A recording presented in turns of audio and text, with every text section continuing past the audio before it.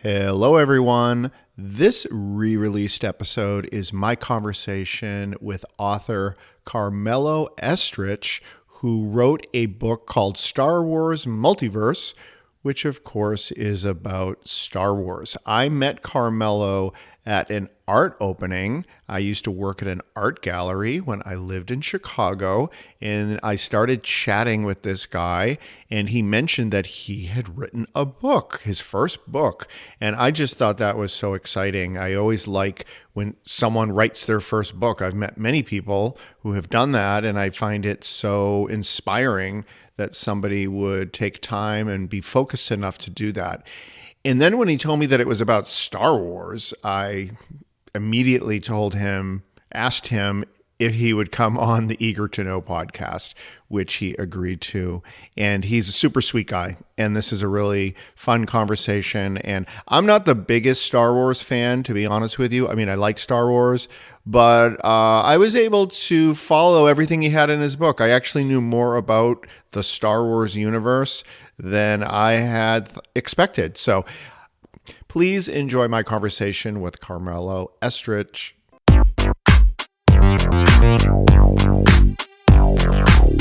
This episode is a topic everyone is familiar with, Star Wars.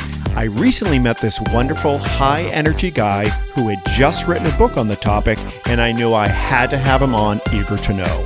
Who doesn't want to hear from someone who created a book, and particularly about a cool topic like Star Wars? So he sent me a copy, and I loved it. I wanted him on even more.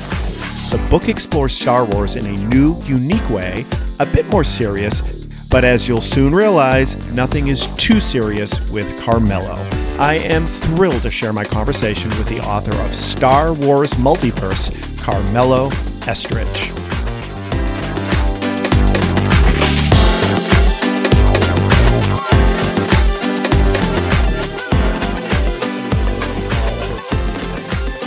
The title of your book is Star Wars Multiverse. Correct. What is the book about? If I ran into you at, let's say, an art opening, and I were to ask you about the book that you wrote, what would you tell the person? I would say that my book is less about the franchise, less about the popularity of Star Wars, and more about the world of Star Wars itself.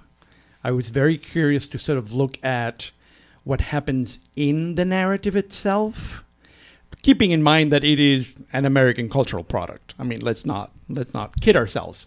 I was very curious to see the different relations that existed in the world, how they used language, especially in sort of a sci-fi world. Like, who speaks English, who doesn't?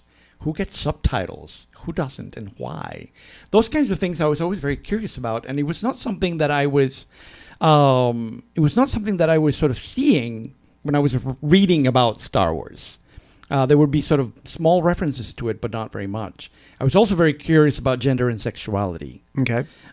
Because that is something that recently people are writing about in Star Wars. A lot of it is very academic. I wanted to write something short. I wanted to write something accessible.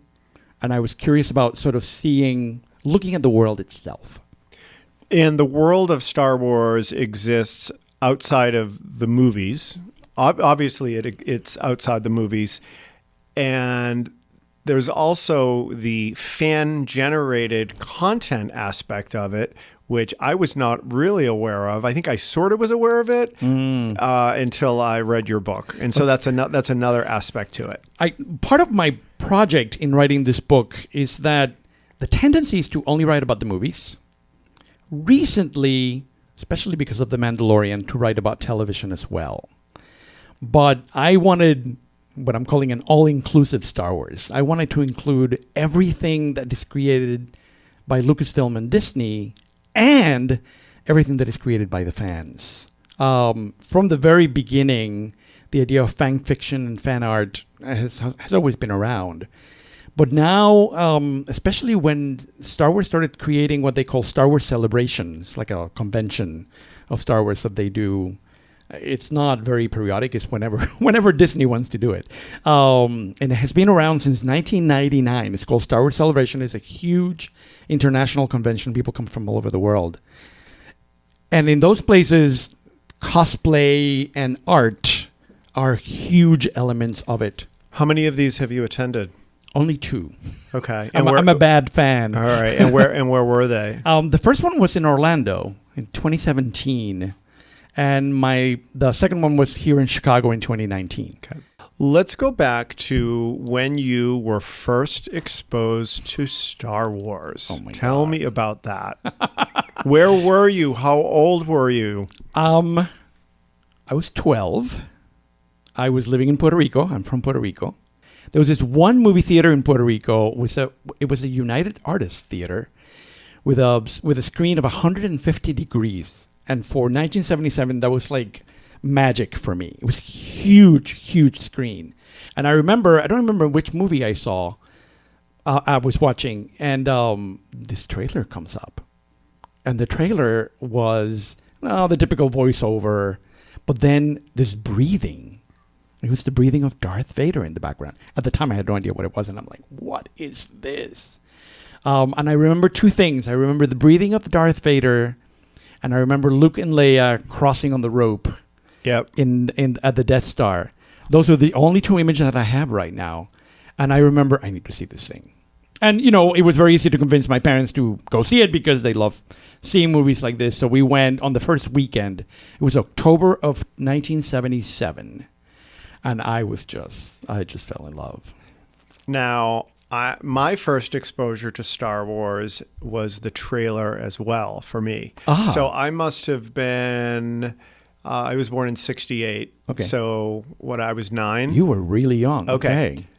My neighbors and I lived right up the street from a big shopping mall with a movie theater, and we went to see some movie, and we saw this trailer for a movie called Star Wars. And I remember leaving after whatever movie we saw, and all we were talking about on the walk home was this movie Star Wars that was coming out. We had never seen, I don't know what was in the trailer, but we couldn't stop talking about it. And then when the movie finally came out, I remember older kids went to see it, and we all had peppering them with questions like, what was it like? Tell us about it. And I remember the one thing that sticks out to me in the trailer, there is a part where R2-D2 gets shot by the little guys with the eyes. The Jawas. Well, the Jawas. And it's like there's this all electrical stuff around him, and he falls over. And I remember being fascinated by that in the trailer. Like, what was this? And I thought that R2-D2 was this malevolent thing, and I was asking them. Oh, yes, I did, interesting. and I'll just never forget that. And I was really young, and I remember that more than the movie. I remember the excitement from the trailer. I think that's similar to me as well. I don't remember seeing the film for the first time, but the trailer was memorable. Now, I saw it many, many, many, many times when it came out. And I never worked when I was 12, but I started raking leaves and mowing lawns so I could have money enough to go back and see the movie again and again and again because it was just marvelous. Now, getting back to your book, what type of person do you think would be interested in reading this book? I wrote the book assuming that the reader might have seen the films, but nothing else. A hardcore fan would enjoy it very much, but I wrote it assuming that they've seen the movies, but they haven't seen the animated shows on TV, and they certainly haven't read the comics, and they maybe haven't read the novels. Or the little golden books. All the amazing little golden books. And so I sort of thought of, I always say that I wrote this book for an intelligent adult. And someone who might be intrigued by Star Wars, might not be necessarily a fan. I've talked to many fans who have read the book and loved it a lot, and we've had wonderful conversations about it. But it doesn't necessarily. It's not a book only geared toward the sort of hardcore fans. Yeah. What was your intention with this book? So after someone has read this book, you want to bring them to another place as it relates to their understanding of the Star Wars world, I guess. Like what's your intention? What was your intention? The book originally was called Star Wars Seriously. And because of the series that it is published, we had to come up with something different because all of the books in the series are taking something seriously. But one of the things that I discovered as I started reading about Star Wars seriously for this book is that, shows like Star Trek, shows like Battlestar Galactica, the recent The Expanse, there are serious conversations about these television shows. Uh-huh. But with Star Wars, there's always this sort of tendency of like, oh, that's sort of like the kiddie version of space narratives. Right. There have been some serious studies of Star Wars, and some of them are absolutely wonderful. But the tendency has always been that we don't really need to study and think about Star Wars seriously. And part of what I wanted to do in this book is sort of persuade people. It's like, no, I think it would be really, really important to think about it in a deeper way. I'm not a Star Trek fan, but I know all my friends are Star Trek fans, and they're always talking about how Star Trek is always talking about serious, deeper issues. Yes. And I don't hear that about Star Wars. I think there is, and I'm sure someone's going to kill me out there, I think there's an earnestness about Star Trek, about the sort of exploration of the galaxy, that sort of calls for thinking about first contact and thinking about civilization and culture and thinking about the idea of eliminating poverty and progress and modernity and all of these things.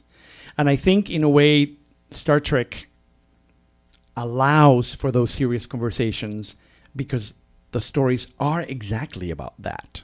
Yep. Star Wars primarily is a blast. It's just fun. Yep. But that doesn't mean that we have to simply enjoy it as fun. I always think of, I think this is something that I say towards the end of the book, that I love that Star Wars is both a distraction and an exploration. That we can enjoy it for fun, or we can sort of think through the enjoyment about all of the things that are happening in there. And so in a way, part of what I'm doing with the book is sort of holding the hand of the reader about, let's look at this again. Let's think about this character. Let's think about this story. Let's think about this planet. Let's think about how the planets relate. Because I think with Star Trek, it's there. It's like right in your face. When Picard goes to a planet where they speak in metaphors, Yep. it's like the discussion is already there. The discussion is already there. I think with Star Wars, and I think in a way that's sort of the value of my book, it's important to sort of think about Star Wars a little deeper, so we can then have serious conversations about what's going on. Okay. When I think of the first time I was aware that there was a universe of Star Wars outside the movies was when I was a kid, and I remember there were books coming out. And I never really understood what was going on. Obviously, there were books coming out that were based on the first three movies. But then there were these other books. And I'm like, who wrote them? And did they get approval from George Lucas? And who's managing the story? How does that all work? Well, we need about 15 hours for that one, but I'll try to summarize it as much as I can. There is a moment during the first trilogy, during Star Wars Empire Strikes Back and Return of the Jedi. There were, of course, the novelizations of the movies. And there were a few novels here and there that were sort of surrounding the story. But once Return of the Jedi is over, and there are, quote-unquote, no more Star Wars, Lucasfilm starts thinking about the idea of creating fiction that is related to the stories of the trilogy. And it's not until about early 90s, 1993, where they start publishing novels in the world of Star Wars that are related to the trilogy, but are completely new stories with completely new characters. That wasn't until 93? Mm-hmm. Okay. For some reason, I thought I was seeing them when I was younger, but I must be mistaken. There were a few. The explosion of Star Wars fiction really starts after 1993, when there's a trilogy of novels by Timothy Zahn, with this amazing character called Grand Admiral Thrawn that later shows up in other stories, but he becomes the villain of Star Wars at that time. And that novel sort of created an explosion of fiction. Now, television, you mentioned in your book that there were a couple significant television series or content, and I think some of it you mentioned was very short content, and it sounds like that was very important to the whole Star Wars universe story. Correct. Between Episode 2, Attack of the Clones, and Episode 3, Revenge of the Sith, and these are part of the prequel trilogy, Lucas hired an animator from Cartoon Network to do what they called micro episodes. They were 2 minutes long, 3 minutes long. They were on television, and they would be sort of in between other cartoon shows. Very, very, very short episodes that would tell the story of what happens after the end of Episode 2 and the beginning of Episode 3. And they did, it's maybe about 2 hours of storytelling. Okay. What about comic books? Are there Star Wars comic books? There were comic books since the very beginning. I think that's what I was thinking of. I was thinking of the comic books. Okay. That's what made it on my radar. Oh, yeah. There are literally thousands of comic books. Let's talk about fans of Star Wars being creative. The idea of fan fiction and fan art is really old. And Star Trek had lots of fan fiction done in the 60s and 70s when the shows came out. So this is not unique of Star Wars. The other element that is very, very popular is the idea of cosplay. And cosplay actually started with anime. And it's actually a term that the Japanese created. And so things like superheroes, things like Japanese cartoons, anime, even some manga, it's something that was created in many, many different narrative worlds that existed in entertainment. The thing about Star Wars is that it has become ridiculously organized. I mean, if you want to do the costume for a villain in Star Wars, there's an international organization that gives you all of the things that you need to do to that costume so it can be approved by that organization. It's called the 501st Legion. It was created in California in the 90s. And you can make a costume without it being approved by them, but if it is approved by them, then you have a approved costume to wear in conventions. And you go into that website. I'm doing a new costume for the convention next year.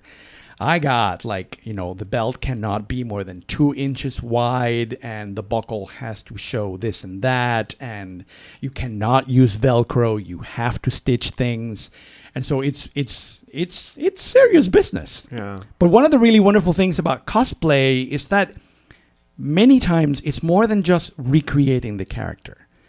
Sometimes the fans are sort of playing with it and sort of doing mashups or doing sort of creations with them. I remember in the last convention that I went, somebody was doing a Mandalorian armor, but all using Hawaiian designs. And it was gorgeous, absolutely gorgeous. I remember seeing a Malaysian woman using a stormtrooper and using the flag of Malaysia covering the entire costume.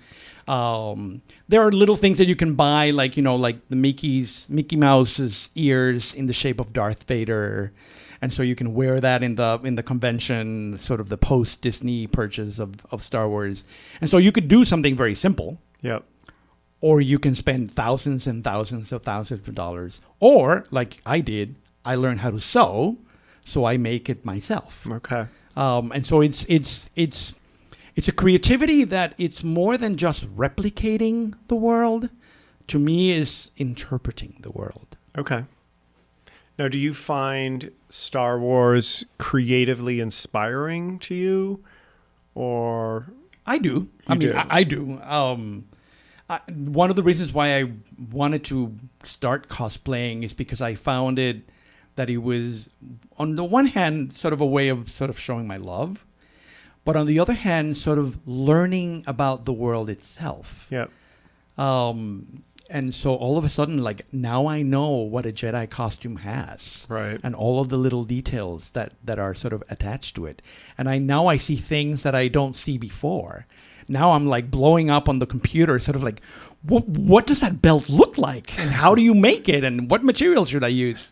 And so there's this really sort of excitement that is about making something. Sure. And that is not, that is something that I made that is related to something I love. Yep. But I'm not buying it. Yeah. I'm making Yeah, it. that makes sense. I mean, it's the difference between consuming creative content that somebody else created and creating something yourself. Absolutely. Have you been to Star Wars Galaxy's Edge, I think it's called, in Walt Disney World? I have not. I'm waiting for all the fans to go so I can have space. It's just crazy right now. Absolutely crazy. I want to go. I am dying to go. And we're planning a trip with my sister and my nephew sometime in 2022. So I did go. I did. Oh, goodness. However, it was so crowded. All Yep. I did was walk around. Yep. I didn't do anything. Yep. I was so impressed with this place because it looks like it's aged. Even though it's brand new, Yeah. they did such a good job. I was so impressed with it. One of the things, and this is not something that I say in the book because it's been said many, many times, but one of the things that is remarkable about Star Wars that the Alien series also takes up is the idea that in a lot of science fiction before this, the spaceships always look new. If you look at the ships in like 2001, everything looks pristine, like nobody has ever used or walked on any of these spaceships. And one of the really wonderful things when you see the 1977 Star Wars is that things are worn. Yeah, and doesn't Han Solo like bang on the Millennium Falcon to like to restart make it it? start? Absolutely. And the walls are worn and things are broken and wires are coming out of places, and the Jawa sand crawler, it looks like it has been in the desert for decades. Totally. And so that is remarkable and new in sort of the Hollywood space narratives of the 70s. And so having that age, you hearing you say that the park looked aged makes absolute sense because that's part of their trademark. Completely. Yeah, it was really well done.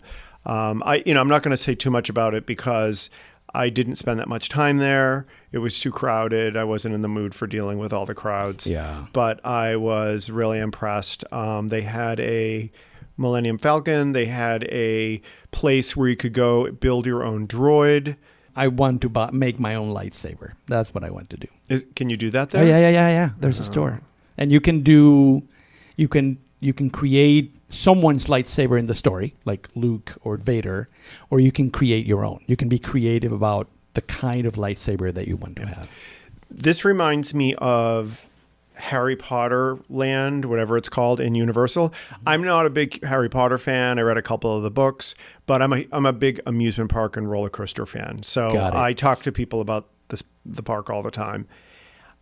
I am so envious of people that are obsessed with Harry Potter because someone built an entire land for them. I mean, that must be unbelievable. And Star Wars would be the same. It would be the same thing. Like if I was a Star Wars fan, the fact that somebody built this must be incredible. I am a Harry Potter fan. I spent a day crying at that park. My two nieces took pictures of me crying. There's like hundreds of pictures of me looking at something and crying.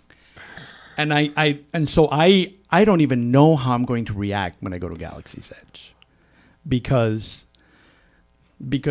Harry Potter. I read the Harry Potter books because my nephews were growing up while they were reading them, and so I wanted to have that connection with them. But I was not a child when I read them. I was 12 when I saw Star Wars. So it's going to be a very emotional experience. Very, very emotional experience. And I'm going with my nephew, and I am the one responsible for his Star Wars fandom. So it's going to be... How old is he? He's 28 now.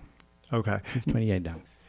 Obviously, Star Wars has good and evil, and it kind of seems to me that people are just as big fans of the evil characters as they are of the good ones. Am I reading this correctly? You have a point. There are lots of people that love the Jedi. There are lots of people that love the good guys. But it is quite amazing how, even though the stories are very clearly set, that we're supposed to like the good guys and we're supposed to not root for the bad guys.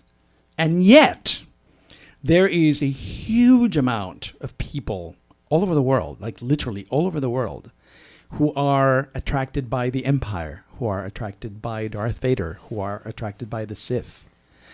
There you go. So I'm holding up my backpack that I Of just a realized stormtrooper. that it is a... I'll post a picture of it on the notes. Please do. But it is... I bought it at Target. It's Target Boys Department, $14. It is a Stormtrooper backpack. And I forgot that I had this. When I went to Star Wars Celebration the first time in Orlando, I had to wait in line, like we do for everything, for the store. I waited 5 hours and 10 minutes to enter the store. So I made friends in the line waiting to enter the store. And there was this really awesome guy from Indiana, and we were just chatting, and we finally get into the store, and I go to buy these little bags, and they had either the Rebel symbol or the Imperial symbol, and I went straight for the Rebel symbol, and he says, "What are you doing? Why are you grabbing that one?" Because that's what I wanted to get. It's like, you're not going to get the Imperial one? And inside of me, it's like, wait a minute. I thought I knew you. I've been talking to you for 5 hours. I had no idea that you prefer the Empire to the Rebel Alliance. And it's been a learning experience for me, meeting more and more people who find the Jedi objectionable, who find the Jedi politically naive, who find the Jedi too innocent. They sort of don't get the world. And the Empire gets the world. And so I think there is this really interesting attraction to discipline, to order, to authority, that a lot of people find very, very comforting. And we can get into a bigger political discussion about this, but it's been really interesting for me to discover that there are people that go to Star Wars because of the Jedi. There are people that go to Star Wars because of the cute creatures and the droids. And there are people that go to Star Wars because even though they're on the losing side, they are very attracted to this notion of order, and so it's been fun and interesting. I don't know that I'll ever have the magic of being able to write another book on Star Wars, but if I were, one of the things that I would love to write a book about baddies, about the bad guys, because that is a fascinating phenomenon and something that I had not really thought about until I started writing the book. Yep.